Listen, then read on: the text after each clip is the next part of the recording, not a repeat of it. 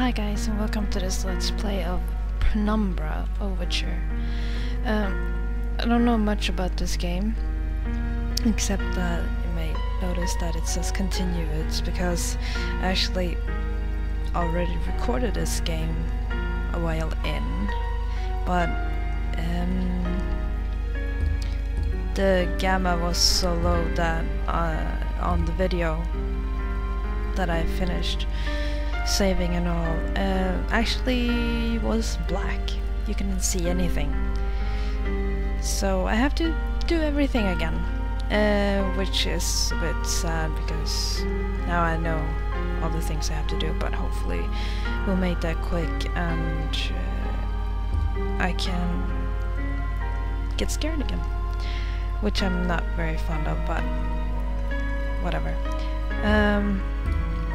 Graphics, as you can see, sound is really low. The music is higher than the voices, so I'm gonna fix that. Game settings and controls, I haven't changed anything. So yeah, let's start. Normal.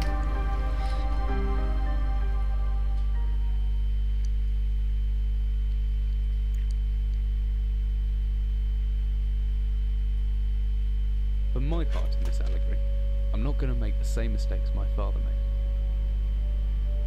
Howard vanished from my mother's life before I was even in it, so when he sent me a letter a few days after Mum's funeral, it was the first I'd ever heard of him. Pity he was dead. Writing from beyond the grave must be a genetic habit in my bloodline. His letter contained a key, instructions, pleas for forgiveness. I figured the dead don't have much use for absolution, so I turned to his prophetic passing, which he inexplicably expected to come any day. Clearly averse to explanations, my father preferred to leave directions to a bank on Mayfair I'd never even heard of. In that bank was a safety deposit box in his name, and myself as executor. Of course, I went, as he knew I would. I discovered that despite the evidence, he'd been legally declared dead almost 30 years ago, and so the old book and collection of notes I found had, in the eyes of the law, been mine all this time. My father's instructions were to burn the documents, raise no further questions. But that was his error. No man's immune to the shameful trappings of curiosity, and my humanity got the better of me. The university I taught at was world renowned for two things: physics and linguistics. I represented the first, and the man who stood for the second was stumped by my recent acquisition. The book was indecipherable. The notes, however, showed a location somewhere in uninhabited northern Greenland. It took me almost a year to book the last flight I'd ever take. As I watched civilization disappear along with Heathrow, I realised my father had disappeared 3 decades ago, almost to the day, and I considered in turn what it was that I was leaving behind. We landed on a strip of ice a few feet wide, and within minutes I was pulling away on a chartered boat, beginning the 12-hour journey that would lead me into my past. Hold on. Let's get this show on the road, I guess. Finally, we're almost docked. I'd better just stow my gear. I may be far from home, but chances are I can still pick up things using left mouse, and I can take a closer look at things using right mouse. Pick up. Always good to have my notebook. And open. There is Eric. No privacy in this quarters. Ooh, flashlight. Boom. Boom. Open. Try not to look at the evil lady on the picture. She looks pretty evil. Look. That's evil. Wee! No. Wee! No.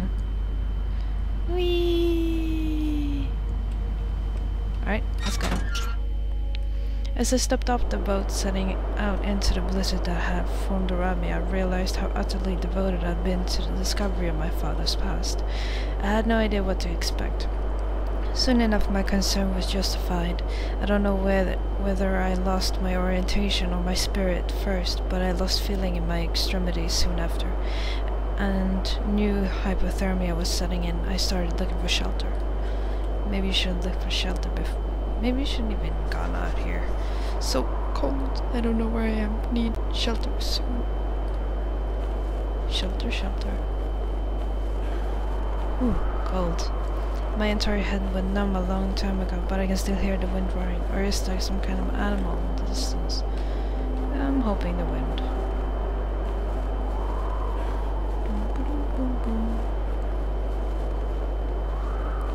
I'm carrying the rock.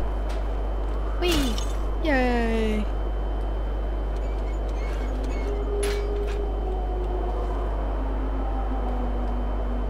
I'm guessing that... Ooh, wait, hold on. Haha! I don't even need to open it. Wahaha.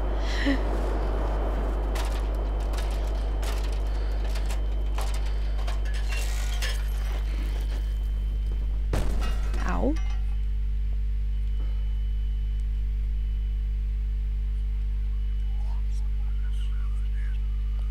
Whispering.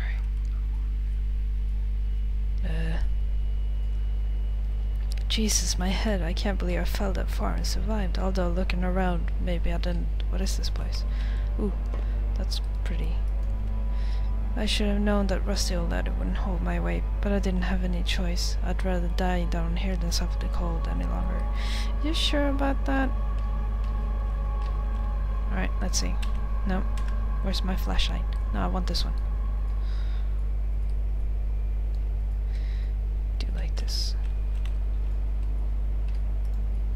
Heavy looking wooden barrel. Could be anything inside it. Yep. This is locked. Ooh! Looky here. I want to pick it up. Thank you. Here we go. Pick up. And pick up. Nope. Yeah. Oh. Let's see. Hammer. There we go. I can't fit. Okay, this sucks. Go away.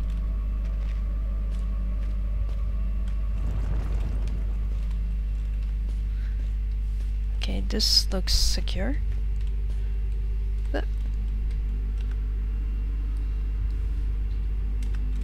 4. Bonk. Whee. Right. I'm gonna move that. Ta-da! Alright.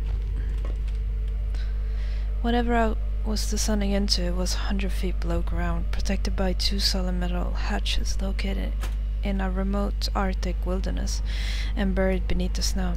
I didn't know what to expect, but it had made me feel something I hadn't felt since I was a child. I'd never given it much thought before, but I realized that our entire society is a network of safety nets. Emergency services at the end of a phone line, health and safety in the workplace, friends, family, lovers, all there. If something goes wrong, part of the carefully designed structure to prevent all but the most mundane of emotion. Once again I felt like I did when I was in school, surrounded by a close ring of older kids, knowing anyone that might help me. Friends, parents, teachers were too scared or too far away. Alright. So it's stuck. I'm trapped. I need to get out.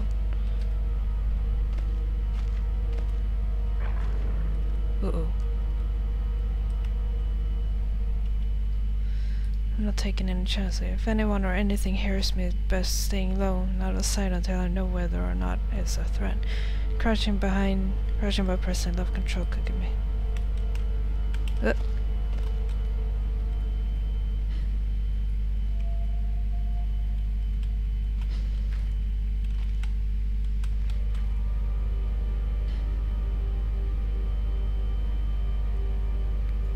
Like that, I'll be virtually invisible, and after some time I should get my night vision back, provided I stay still. Dum-de-dum.